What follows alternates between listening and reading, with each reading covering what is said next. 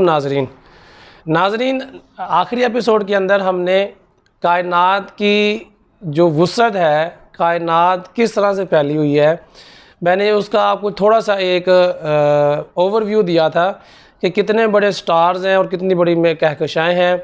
और फिर last episode के एंड में जाते हुए मैंने आपको बताया कि ये जो हमारी कायनात है, हमें ऐसा लगता है कि जैसे ये लामहदूद है, जिसकी कोई हदबंदी नहीं है, जिसके कोई किनारे नहीं हैं। लेकिन अगर हम इसके किनारे तलाश करने की कोशिश करें कुरान के अंदर, तो अल्लाह इसके बारे में भी हमें रहनुमाई फरमा रहा है। लेकिन अगर हम साइंस में इसकी कोई एविडेंस तलाश करने की कोशिश करें तो हम इसकी कोई एविडेंस नहीं मिलती। चुनांचा मैंने जब इसको कुरान के अंदर तलाश करने की कोशिश की तो मुझे कई जगह पे ये ज़िक्र मिला कि अल्लाह ताला ने कुरान में फरमाया कि हमने आसमानों की एक हदबंदी की हुई, इसके किनारे भी हैं। चुनांचा अल्लाह ताला इरशाद फरमाता है, ए ग्रोह जिन्नो इंस, ए ग्रोह जिन्नो इंस, अगर तुम में आसमान और ज़मीन के किनारों से बाहर निकल जाने की ताकत है तो निकल भागो। बग़ैर गलबा के और बग़ैर ताकत के तुम नहीं निकल सकते। सूरह रहमान आयत नंबर 33। अब यहाँ देखें नाज़रीन, अल्लाह ताला ने वाज़िया तौर पर ये फरमाया जिन्नों को भी और इंसानों को भी कि अगर तुम में ताकत है मेरी इस दुनिया को जिसको मैंने बनाया हुआ है इसके किनारों से निकल जाने की। यहाँ लफ्ज़ इस्तेमाल किया गया ज़मीन और आसमान, मतलब ज़मीन के भी किनारे हैं और आसमान के भी किनारे हैं। तो अल्लाह ताला वाज़िया तौर पर ये चैलेंज दे रहा है कि ऐ जिन्नो इंस, अगर तुम्हारे अंदर इतनी ताकत है ना कि जो तुम्हारी अपनी ताकत है, जो तुम समझती हो कि मेरे पास ताकत है, अगर तुम इस ताकत के बलबूते पे निकल सकती हो तो निकल के दिखाओ, बग़ैर किसी ताकत के जो तुम्हारी अपनी है, और बग़ैर किसी गलबे के और बग़ैर किसी ताकत के। सूरह रहमान की आयत नंबर है 33। इसी तरह अल्लाह ताला आगे फरमाता है, और वो बुलंद आसमानों के किनारों पर था।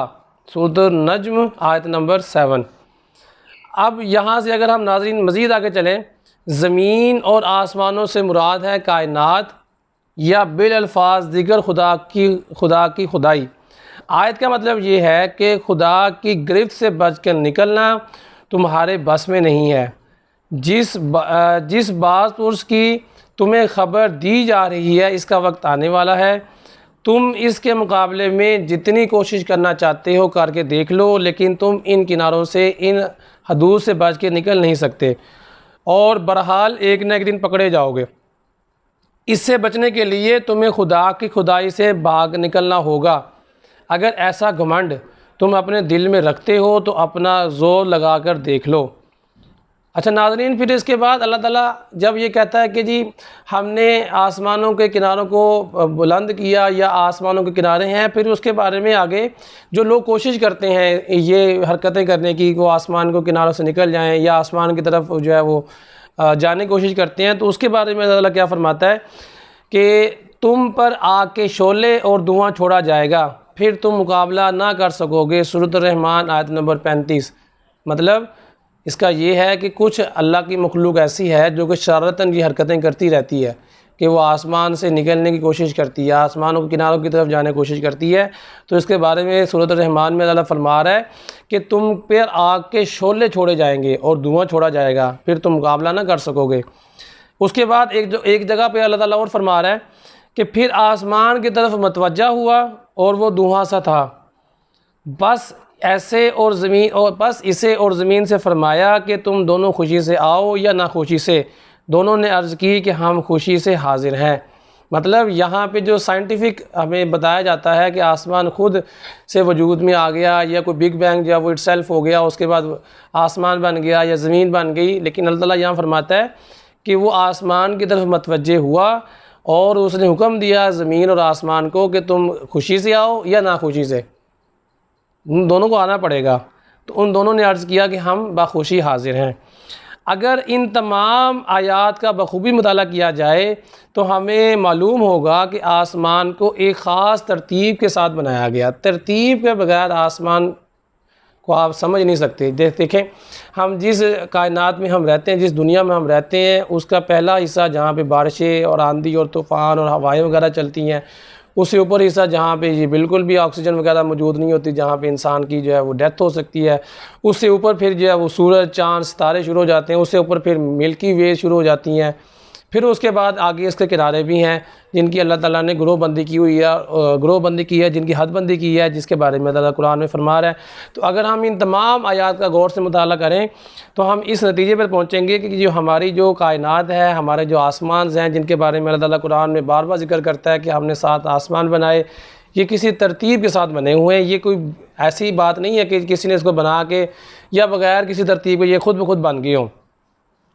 और ये कोई ऐसी शाह नहीं है जो कि खुद ब खुद बन गई होगी और इसमें कोई इसमें आपको एक तरतीब, रेगुलरिटी नज़र आएगी। जैसे किसी बहुत अजीम कुव्वत ने इसे अपने मुताबिक ठीक अंदाजे से तख्लीक किया हो, जिसका अगर 0.00001% भी अगर अपनी जगह से हिलता है, मैं यहाँ बात कर रहा हूँ एक हिस्से की 1/1000वां हिस्सा, मतलब एक के अगर आप 1000 हिस्से करें, चले ये भी छोटी बात है। अगर आप 1 के 10 लाख हिस्से करें, ये भी छोटी बात है। अगर आप 1 के 10 करोड़ हिस्से करें, ये भी छोटी बात है। इतने फ्रैक्शन में भी अगर हमारी ज़मीन, आसमान, सूरज, चाँद, सितारों, कहकशाएँ, मिल्की वे में हल्का सा भी, थोड़ा सा भी जो है वो गड़बड़ पैदा हो जाती है, तो नाज़रीन ये सारा का सारा सिस्टम जो है वो कोलैप्स कर जाएगा। ये सारा का सारा सिस्टम जो है वो आपस में गड़बड़ हो जाएगा, तबाह हो जाएगा, बर्बाद हो जाएगा। तो इसका मतलब है कि इसको कोई बनाने वाला है जिसने इसको तरतीब के साथ बनाया हुआ है कि पहले कौन सी शय रखनी है, फिर उसके बाद कौन सी शय है, फिर उसके बाद कौन सी शय है, फिर उसके बाद कौन सी शय है। इसी तरीके से अल्लाह ताला आसमानों के बारे में और बहुत सारी चीज़ें जो है वो हमें बता रहा है। तो आने वाली एपिसोड के अंदर इंशाल्लाह मैं आपसे आसमान की मखलूक़ात कौन सी हैं, 7 आसमानों के नाम कौन कौन से हैं जो हदीस में आए, और फिर उन पे उनकी जो है वो किस किस चीज़ से वो बने हुए हैं, वो उनकी हम बात करेंगे। अभी तक के लिए फ़िलहाल नाज़रीन मुझे इजाज़त दीजिएगा। अल्लाह हाफ़िज़।